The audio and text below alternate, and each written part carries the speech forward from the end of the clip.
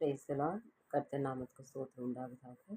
இன்றைய கர்த்தருடைய வார்த்தை நான் சொல்லி நாம் பார்க்கிறோம். லூக் சாப்டர் 10 வர்சஸ் 19 நாம் பார்க்கிறோம். ஹல்லேலூயா. ஸோ கர்த்தரை இன்னைக்கு என்ன சொல்லுகிறான்னு சொல்லி நாம் பார்க்கும்போது, சர்ப்பங்களையும் தேள்களையும் மிதிக்கும் சத்ருவனுடைய சகல வல்லமையையும் மேற்றுக்கொள்ளும் உங்களுக்கு அதிகாரம் கொடுக்கிறேன் அப்படின்னு சொல்லுகிறார். Praise the Lord.